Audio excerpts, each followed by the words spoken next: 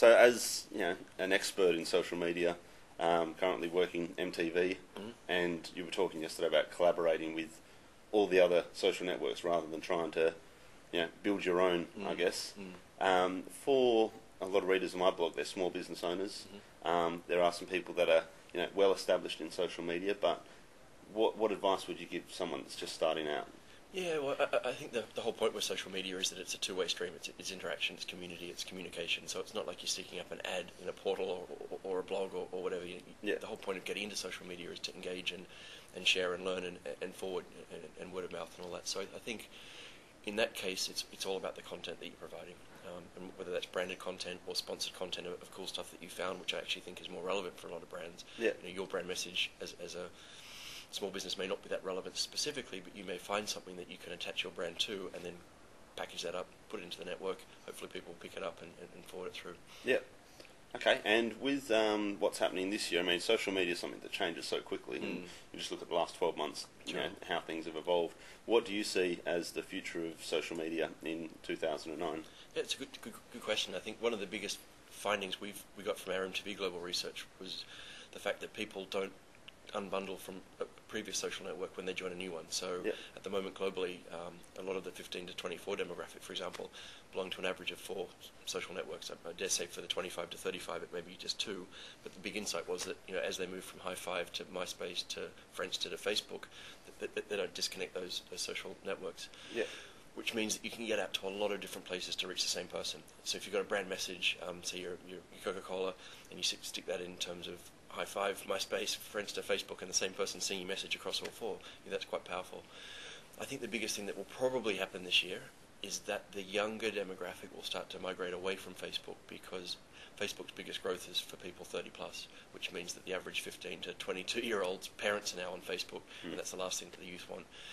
Therefore, I think one prediction will be that Facebook becomes a lot more serious and buttoned down with privacy, with business tools, with applications that really focus on that 30-plus demo.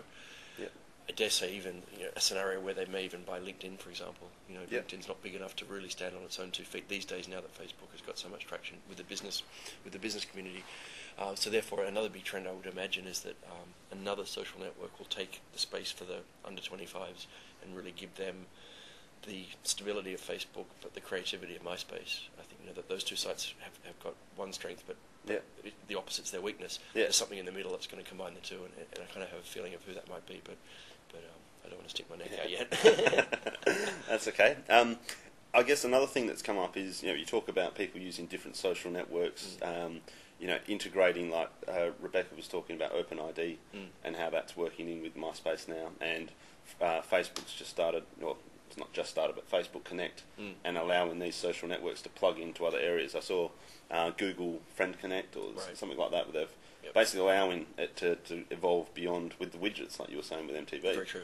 How the social networks are creating widgets for other sites and more commercial sites as well. So you've got that integration. What's your thoughts? Yeah, no, that's a good point. I mean, one of the things that strikes me as quite ironic is that at the moment social network sites themselves are almost deja vu 10, 15 years ago with AOL. Walled garden, you have to be a member to get the benefits, and there's no external interaction, which I think is good because that's building up a sense of security at the moment, and it's going, it's playing into the whole transparency, but the need for privacy, so that's good. So it's getting people into social networks, they're feeling comfortable, they know that it's relatively non-intrusive. An evolution of that, I think, is that they all start talking to each other. So that, I can imagine a situation where a site will pop up that becomes the master portal, or the master... Well, it's like Bebo now. It's got Twitter in there immediately. I only just exactly scratched the surface, but I've seen that all the Twitter updates, once you log in, you can, Yeah, that's right. So I can imagine pretty soon we'll have some sort of control panel type site that feeds all of our RSS feeds all of our messages from all of our social networks, all of our blogs and our this, that and the other. And I think that's quite handy, because at the moment it's very difficult to spend your 2 hours a day or 3 hours a day, because you have to keep going here, get it. So there's a big opportunity, and I think the opportunity beyond that for a brand is that suddenly, as it becomes centralized, imagining that there's currently about 600 million people actively in social media and social networks, all of a sudden you've got them all in sort of one place, so to speak. So I think that's a powerful thing. The other thing to your point is that I think widgets will only continue to grow. I think that media brands like, say, Fox or Viacom or News Corp or whatever will suddenly realise that people aren't going to their sites to consume their content. They'll increasingly want to be sucked into Facebook or Friendster or whatever, and that's only going to sort of limit the .coms that are around and just increase the power of these social networks. And the reason I say that is that I was fortunate enough to spend a lot of time in Korea 5 years ago when SciWorld was sold to SK Telecom and wanted to go global and engage me to help them on their globalization plan. So I really got to lift the lid on SciWorld, understood sort of its mechanics, how it worked, how it monetized, why it appealed, but also be then able to understand how that concept would go to Japan, China, the US, and Australia, which were the markets that I did. So I see SciWorld as the beacon. That's where we're all heading, and yet nobody really understands that website. So if there's one thing you should do, it's go and check out SciWorld. Yeah.